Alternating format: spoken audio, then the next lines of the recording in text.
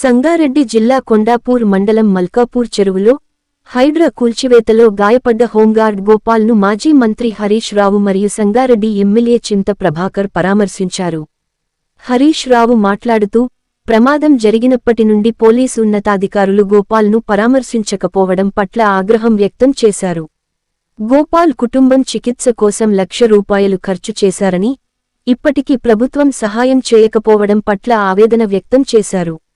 గోపాల్ వైద్య ఖర్చులను ప్రభుత్వం భరించాలని, అలాగే పెండింగ్లో ఉన్న జీతాలను విడుదల చేయాలని హరీష్ రావు మరియు బీఆర్ఎస్ నాయకులు డిమాండ్ చేశారు.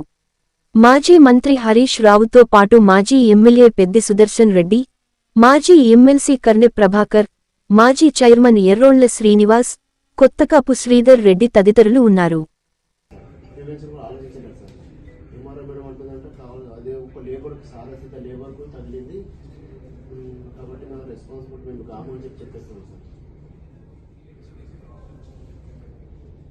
Doctor, yes, sir. Yeah. How is he doing? Now he is doing fine, sir. Compared to when he came to emergency, now he is fine only. But speech is.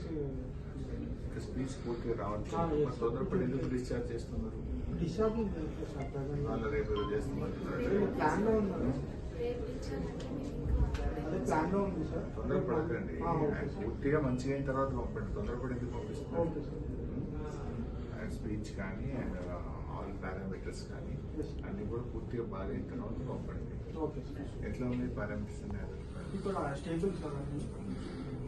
Speech ఒకటి ఇంకా mobilisation కూడా సొంతంగా వెళ్తున్నాడు కానీ వారిని పట్టుకొని వెళ్తే బాగుంటుంది.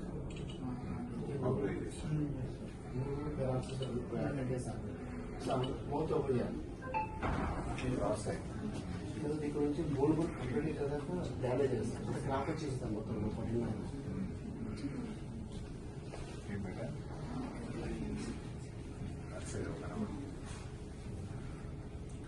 స్పీచ్